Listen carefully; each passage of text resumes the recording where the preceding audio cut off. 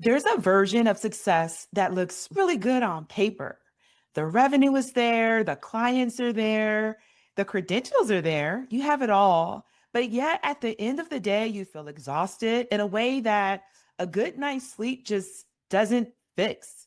So in today's video, we're talking about what's underneath that exhaustion and what actually changes when you finally put it down.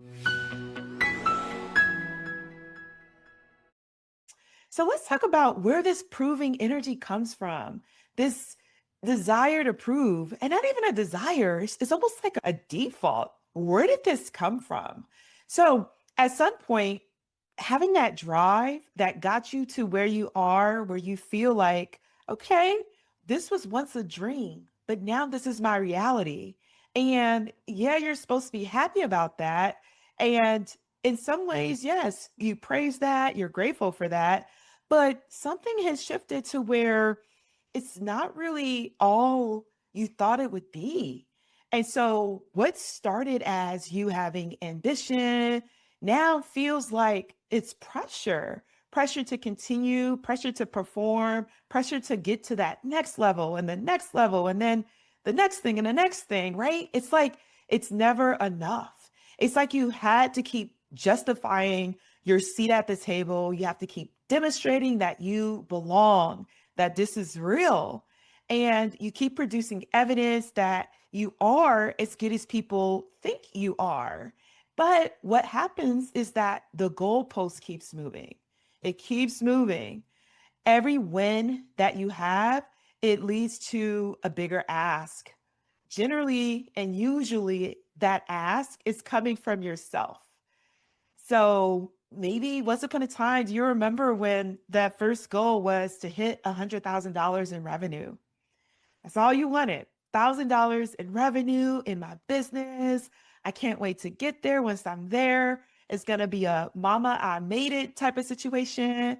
And so you get to that 100,000 year and you celebrate maybe for a quick second, but now you have your eyes set on the next thing, which is your next aim is $200,000.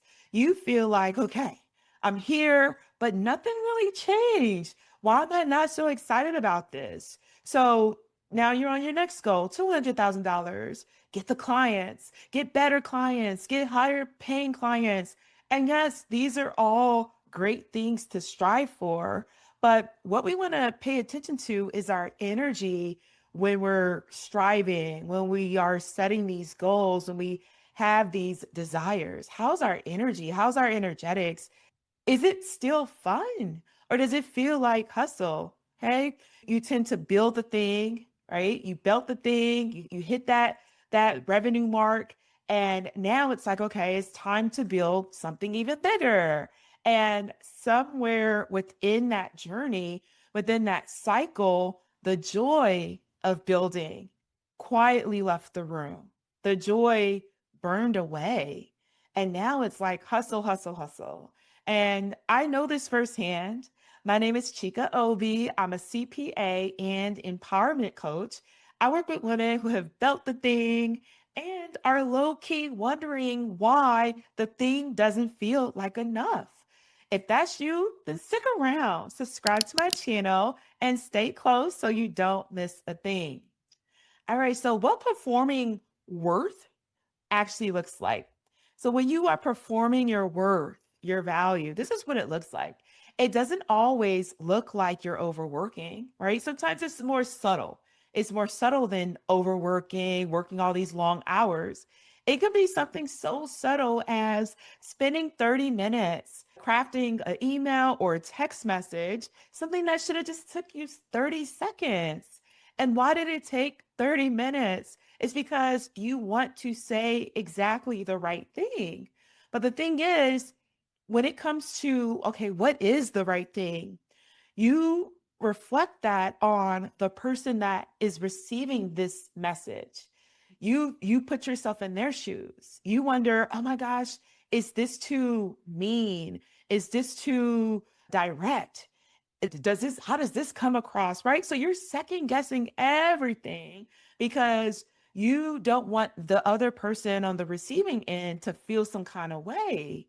However, what you forget is, well, how do you feel? Right?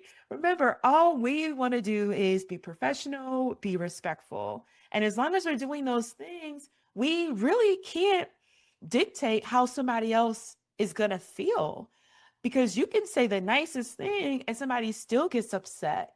And then what? And then how do we take that to mean? Imagine the anxiety that this creates. It's the anxiety that you feel before walking into a room, right? A room that you are qualified to be in. So this is what doing all this overthinking and feeling like you have to prove yourself, feeling like you're not enough, this is what it can create. That anxiety, the overthinking, and just wanting more and more and more, even though once upon a time where you are currently was once a dream. It's doing the thing, doing it well, but doing it from a place of needing it to land, right? I need this person to like me. I need this person to receive what I'm saying, rather than just trusting that it will.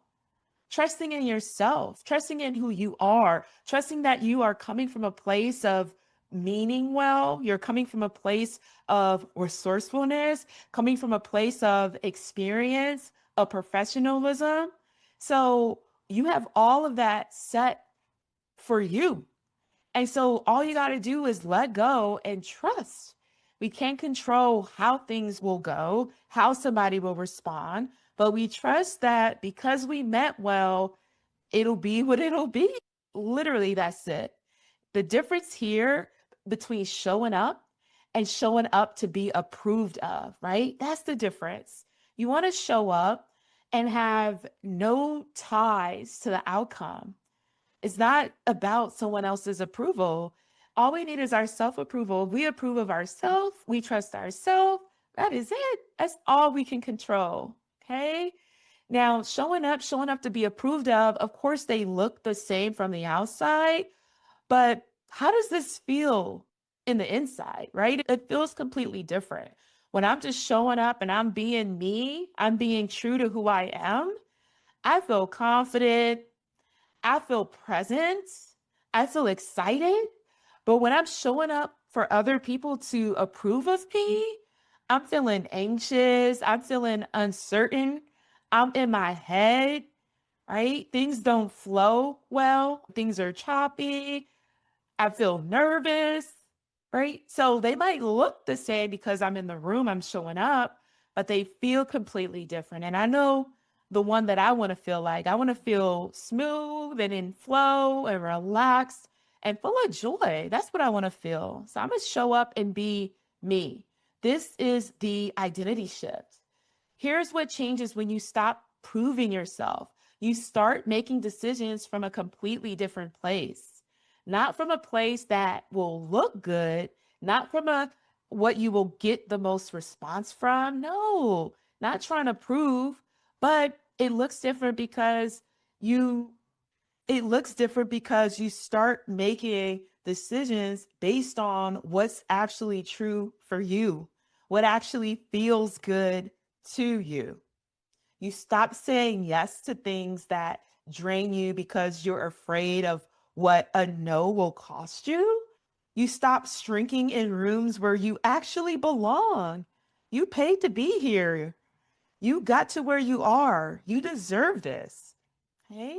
You stop over explaining your prices, your pivots, your choices.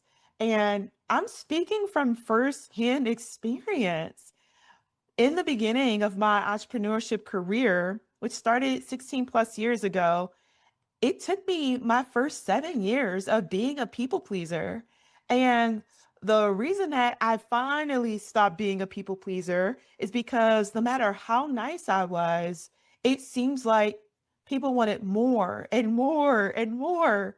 You give somebody an inch, they take the whole yard. And this is not about someone being bad or good. This is human nature. We all do this, no matter how amazing we are, no matter how considerate, how thoughtful we are. If someone want to give me a little bit of something, okay, thank you. They want to give me more, okay, thank you.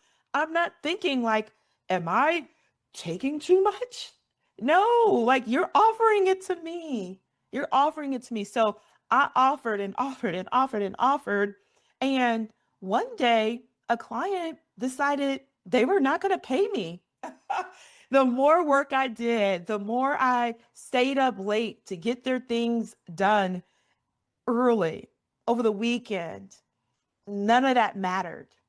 One day they decided they were not going to pay me. And it just blew my mind.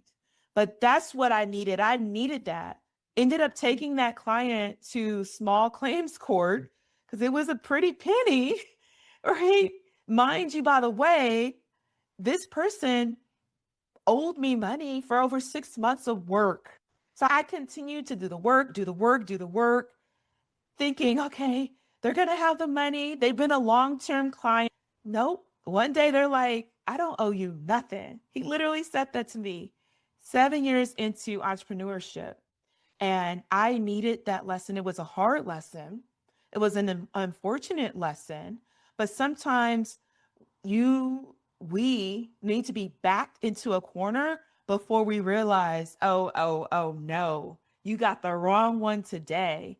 He had the wrong one, took him to small claims court, won the case, and that was the beginning of putting my people pleasing ways to the end, right? No more, right? So I started to change because of that. And I don't want it to get to that level for you. So if you are feeling overwhelmed, like you're doing the most, like you're missing the joy, the excitement of being a business owner, the thing that once excited you years ago when you first started, you would wake up excited to do the work, to talk to your clients, and then all of a sudden it's just another day.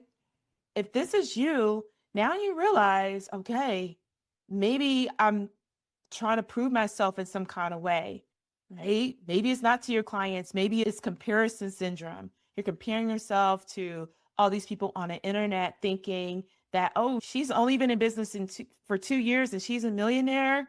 And I've been doing this for 10 years and I'm not even half a millionaire, right? Like that comparison syndrome.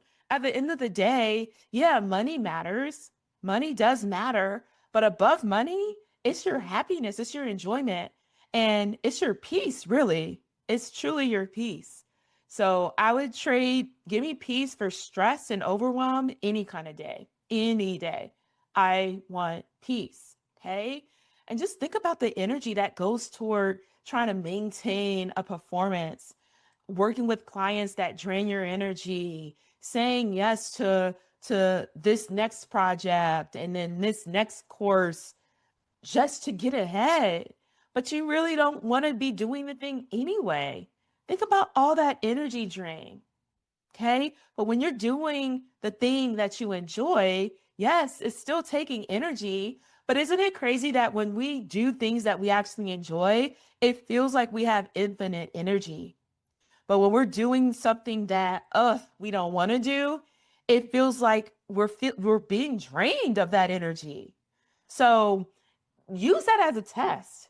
If you feel like, okay, I'm doing this thing and wow, time is just flying. Wow, I'm so excited. That's something that you enjoy doing versus something else that you say yes to and you do the thing and you're like, oh my gosh, why is it taking me forever? Why does it feel like I'm procrastinating? I have ADHD. I can't focus. It might be a sign that that's the thing that maybe you need to delegate, outsource, or stop doing altogether. Okay, so start paying attention to your energy. All right, so I hope this video was helpful. And I want to invite you to something that I'll be a part of next week. So it's called the Introvertpreneur Virtual Summit, and it's happening April 27th, April 28th, and April 29th, and it's completely free. So what's going to happen is there's going to be over 30 speakers, including yours truly, and there's going to be real conversations about building a business that actually feels like you, feels true to you. It's not about hustling harder. No, no, we're introverts, right? So less is more. We're not performing for the algorithm. No, no, no. So during this summit, you're going to hear wholesome and honest conversation from over 30 women in business, and you're going to learn and hear what it actually takes to show up as yourself and build something that lasts and that feels good to you. So go ahead and sign up. The link is below in the description box and in the first comment. So grab your free ticket and I will see you there. All right. Well, thank you for watching to the end. I'll see you in the next one. Peace.